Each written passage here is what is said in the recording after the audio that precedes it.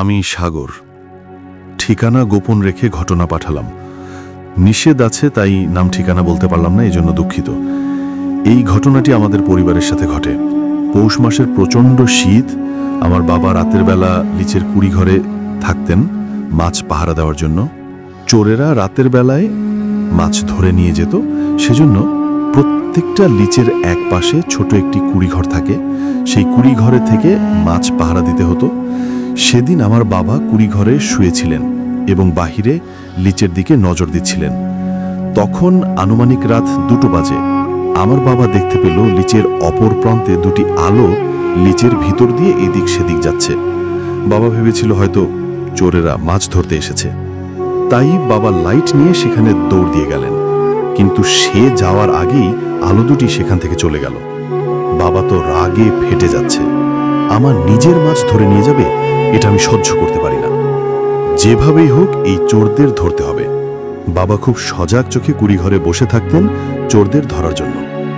4 থেকে 5 দিন পরে বাবা আবারও সেই একই স্থানে দুটি আলো দেখতে পায়। এমনিতেও বাবার মাথায় রাগ জমে আছে চোরদের উপর, তাই সে চুপি চুপি সেখানে গিয়ে চোরদের ধরার চিন্তা করলেন। যেই বলা সেই কাজ, সে অন্ধকারে চুপি চুপি চলে গেল। সাথে নিয়ে গেলেন একটি ফুলকুচি, এটাকে অনেক জায়গায় ক্যাটারিং বলে।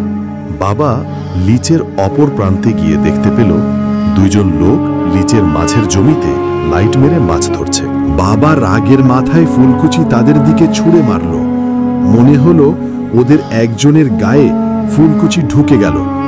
কিন্তু অবাক করা বিষয়, সেকেন্ডের ভিতর সেই আলো দুটি সেখান থেকে গায়েব হয়ে গেল এবং সাথে সাথে সম্পূর্ণ পুকুরের পানি লাল হয়ে গেল। মনে হচ্ছে পুকুরে কোনো পানি নেই, সব রক্ত। হঠাৎ লাইট দুটি গায়েব হয়ে যাওয়া এবং সকল পুনি লাল হয়ে যাওয়া দেখে বাবা ভয় পেয়ে গেল। তখন কুড়ে ঘরে না গিয়ে বাবা সরাসরি বাড়িতে চলে আসলো, এসে ঘুমিয়ে পড়ল। সকালবেলা আমাদের সাথে সমস্ত ঘটনা খুলে বলল। আমি, আমার বাবা এবং একজন চাচা সহ 3 জনে পুকুর পাড়ে গেলাম। কিন্তু গিয়ে লিচের ভিতরে সবকিছু ঠিকঠাক দেখতে পেলাম। তবে বাবা যেখানের ঘটনা বলেছে সেখানে গিয়ে লিচের ভিতরে একটি মৃত বিড়ালকে ভাসতে দেখলাম এবং বিড়ালটির গায়ে আমাদের ফুলকুচি ঢুকে আছে।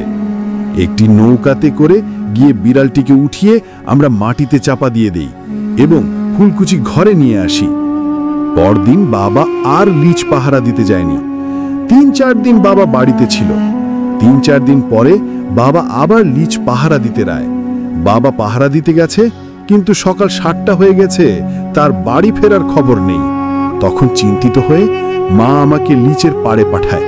কিন্তু আমি লিচের কুড়ে ঘরে সহ চারপাশে ভালোভাবে বাবাকে খুঁজি, কিন্তু কোথাও পাই না। বাড়িতে এসে একথা জানালে মা চিৎকার দিয়ে কাঁদতে শুরু করে। শুরু হয়ে যায় শোরগোল। কোথাও খুঁজে পাওয়া যায় না বাবাকে। আশেপাশের বাড়ির চাচা ও ভাই ব্রাদার সকলে মিলে খুঁজতে থাকি বাবাকে। আমাদের লিচের আশেপাশের সকল লিচে খুঁজতে থাকি তাকে। সারাদিন খোঁজাখুঁজির পরও তাকে পাওয়া যায়নি। তখন আমাদের অবস্থাটা কি হয়েছে আপনারা বুঝতে পারছেন। 3 দিন কেটে যায়, তবুও বাবাকে খুঁজে পাই না। 3 দিন পর পাশের গ্রাম থেকে খবর আসে আমার বাবাকে সেখানে পাওয়া গেছে। আমরা সেখানে গিয়ে যা দেখতে পাই তা ছিল খুবই করুণ। তার সম্পূর্ণ শরীরে কাদামাটি শুকিয়ে গেছে। তাকে একটি জমির পাশে অজ্ঞান অবস্থায় পাওয়া গেছে। খুব দ্রুত বাবাকে বাড়িতে নিয়ে আসি এবং ডাক্তার দেখাই। তাকে স্যালাইন দেওয়া হয়। প্রায় 6 ঘন্টা পরে তার জ্ঞান ফেরে। কিন্তু জ্ঞান ফেরে সে শুধু একটা কথাই বলে, ওরা আমাদের সকলকে মেরে ফেলবে। আমরা এত জিজ্ঞেস করি কি হয়েছে, কে আমাদের মেরে ফেলবে, কিন্তু এর কোনো উত্তর সে দেয় না। শুধু একটা কথাই বলে, ওরা আমাদের মেরে ফেলবে। বাবাকে নিয়ে একজন কবিরাজের কাছে যাই। কবিরাজ ঝাড়ফুঁক দিয়ে তাবিজ দিয়ে দেয় বাবাকে। 4 দিনের মাথায় বাবা সুস্থ হয়। বাবা সুস্থ হওয়ার পর কি বলেছিল এবং তার সাথে কি ঘটেছিল সেটা পরে বলছি। বাবা যেদিন সুস্থ হয় সেদিন রাতের কথা। সকলে ভাত খেয়ে ঘুমিয়ে পড়েছে। আমি তখন ঘুমাইনি। সামনে আমার পরীক্ষা, তাই হারিকেনের আলোয় পড়ছিলাম। আমার চোখটি জানলা দিয়ে বাইরের দিকে গেলে আমি দেখতে পাই প্রায় কয়েক শত ছায়ামূর্তি আমাদের বাড়ির সামনে দাঁড়িয়ে আছে। ওদের স্পষ্ট দেখা যায় না। মানুষ হলে তো স্পষ্ট দেখা যেত। মনে হচ্ছে মানুষের শত শত ছায়া দাঁড়িয়ে আছে। শুধু ছায়া মানুষ, মানুষের ছায়া হয়ে দাঁড়িয়ে আছে। তবে ওদের প্রত্যেকের চোখ স্পষ্ট দেখা যাচ্ছিল, মনে হচ্ছে চোখ দিয়ে আগুন বের হচ্ছে। এই দৃশ্য দেখে আমি এক চিৎকার দিই। আমার চিৎকারের শব্দে পাশের বাড়ির মানুষেরা চলে আসে এবং ঘরের সবাই জেগে যায়। সে রাতে 1 সেকেন্ডও ঘুমাতে পারেনি। পরের রাতে দরজা জানালা বন্ধ করে পড়তে বসি। রাত তখন আনুমানিক 1টা বাজে। হঠাৎ ঘরে টিনের ওপরে অঝোরধারায় ঢিল পড়তে থাকে। তখন ঘরের ভেতরে ভয় সবাই চিৎকার চেঁচামেচি শুরু করি। শীতের সময় কিন্তু ঘরের সকলের ঘেম ভিজে গেছিল। আমাদের চিৎকার চেঁচামেচি টিনের উপরে শব্দ পেয়ে আশপাশের বাড়ির সকল লোক চলে আসে। মানুষজন যখন চলে আসে তখন টিনের উপরে ঢিল পড়া বন্ধ হয়ে যায়। সেই রাতে আমরা আর ঘরে থাকিনি, এক প্রতিবেশীর বাড়িতে থেকেছিলাম। তারপর দিন আমরা সেই কবিরাজের কাছে আবার যাই এবং সমস্ত ঘটনা খুলে বলি। সন্ধ্যার পরে কবিরাজ জিন হাজির করে এবং আমাদের জানায় এই সমস্যার সমাধান আমার পক্ষে সম্ভব নয়, কারণ তোমাদের পিছনে 1-2টি নয়, বরং জিনের বড় একটি গোত্র লেগে পড়েছে। তোরা তাদের কি ক্ষতি করেছে সেটা আমি জানি না, তবে তোমাদের উচিত হবে বড় কোনো কবিরাজের কাছে যাওয়া।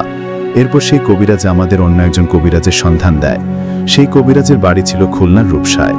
এই প্রথম কবিরাজের থেকে চলে যাওয়ার পর সেই রাতে আমরা একজন আত্মীয়ের বাসায় যাই। এই প্রথম কবিরাজের বাসা থেকে বের হয়েছি, তখন রাত 9টা হবে।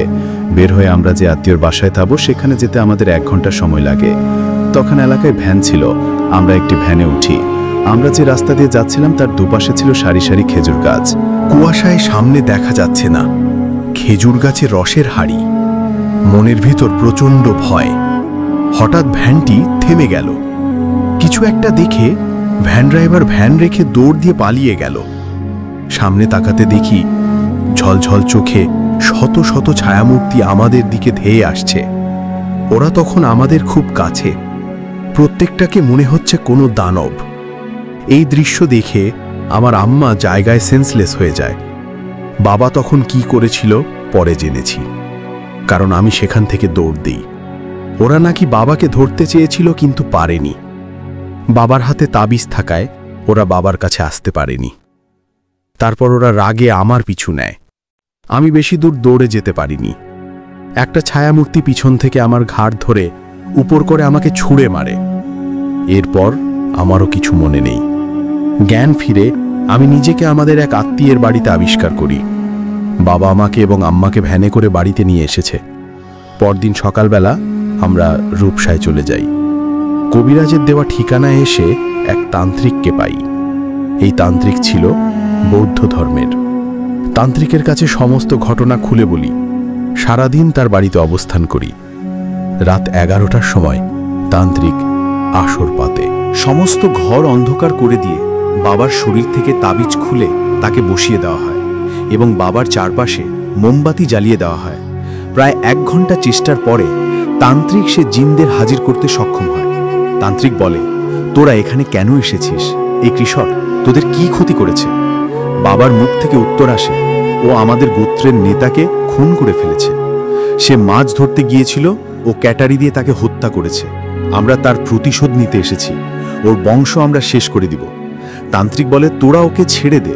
চুরি করে অন্যের মাছ ধরতে এসেছিলি কেন?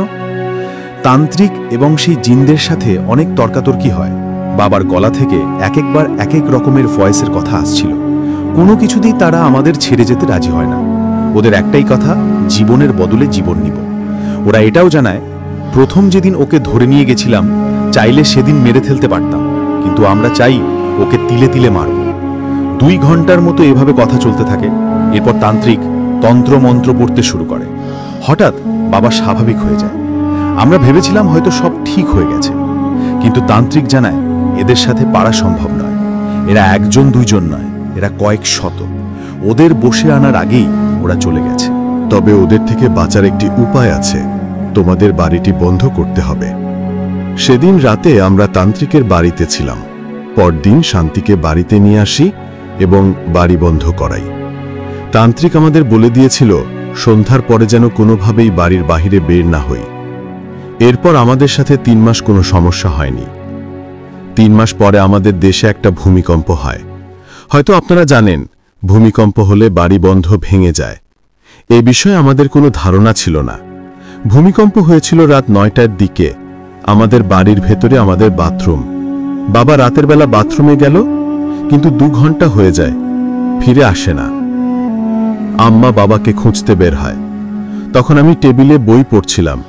বাবাকে খুঁজতে গিয়ে আম্মার ফিরে আসার নাম গন্ধ নেই। আমি একটু বিচলিত হয়ে পড়ি, তাই বের হই তাদের খুঁজতে, কিন্তু বাড়ির ভেতরে কোথাও তাদের খুঁজে পাই না। আমি চিল্লাচিল্লি শুরু করি। আশেপাশের বাড়ির লোকজন দৌড়ে আসে। সবাই মিলে একত্রে তাদের খুঁজছিলাম। বাড়ির পাশের চাচাতো ভাইয়ের চিৎকারে সেখানে দৌড়ে যাই। গিয়ে দেখি বাবা সেখানে পড়ে আছে। এর কিছু দূর পরেই আম্মাও পড়ে আছে। তাদের দুজনকে সবাই মিলে ধরাধরি করে বাড়িতে নিয়ে আসি। মাথায় ও মুখে পানি দেওয়ার পরে মায়ের জ্ঞান ফিরলেও আর কোনোদিন জেগে ওঠেনি আমার বাবা। আমার বাবার ঘাড়টা মোটকে দেয়া হয়েছে। সেই করুণ দৃশ্য আজও যেন আমার চোখের সামনে ভাসে। বুকে দুঃখের পাথর নিয়ে বাবাকে কবর দেই। এদিকে আমার বড় বোনকে বিয়ে দিয়েছি শরণখোলায়। বাবার মৃত্যুর খবর পেয়ে সে এসেছিল। তখন সে প্রেগনেন্ট ছিল। বাবার মৃত্যুর 3 দিন পরে আমাদের সাথে ঘটে যায় আরেকটি লোমহর্ষক ঘটনা। সকালে ঘুম থেকে উঠে আমরা বোনকে খুঁজে পাই না। তাকে খুঁজতে থাকি, কিন্তু সন্ধান পাচ্ছিলাম না। 6 দিন হয়ে যায়, বোনের কোনো সন্ধান পাই না। তার শ্বশুর বাড়িতে খোঁজ নেই, কিন্তু সেখানেও নেই। এমনিতেই সে অসুস্থ। এই অবস্থায় সে কোথায় যেতে পারে? দুলাভাই আমার বোনকে খুঁজতে খুঁজতে পাগল প্রায়। এমনিতেই বাবার মৃত্যুতে আমরা শোকাহত, এর ভিতর বোনকে পাওয়া যাচ্ছে না। এই মুহূর্ত কতটা যে কঠিন ও দুঃখের তা যার সাথে ঘটে সেই উপলব্ধি করতে পারে। 6 দিন পরে আমরা একটি খবর পাই, নদীতে নাকি একটি মেয়ের লাশ পাওয়া গেছে। খবরটি শোনা মাত্র সেখানে ছুটে যাই। গিয়ে দেখি এ আর কেউ নয়, আমার বোন। আমাদের সম্পূর্ণ গ্রামে নেমে আসছে শোকের ছায়া। আমার বোনেরও ঘাড় মটকানো। 3টে জীবন কিভাবে শেষ হয়ে গেল? বাবা, বোন, ওর পেটের বাচ্চা। পুরো গ্রামের লোকেরা আমাকে নিয়ে চিন্তিত ছিল, এরপর আমার কিছু হয়ে না যায়। আম্মা সহ গ্রামের লোকেরা আমাকে বড় একজন তান্ত্রিকের কাছে নিয়ে যায়। সে তান্ত্রিকের বাড়ি ছিল মাদারীপুরে। এই তান্ত্রিক জিন হাজির করে। জিন তাকে জানায় আমরা আর কারো জান নিব না। একটি জীবনের বদলে 3টি জীবন নিলাম। তারপরও তান্ত্রিক আমাদের তাবিজ দেয়। এরপর আমাদের সাথে আর কিছুই ঘটেনি। আমাদের বলতে আমি এবং আমার মা। আজও চোখের সামনে ভেসে ওঠে বাবা ও বোনের লাশ। বেঁচে থাকতে এই দৃশ্য ভুলতে পারবো না। সকলে ভালো থাকবেন। আল্লাহ হাফেজ।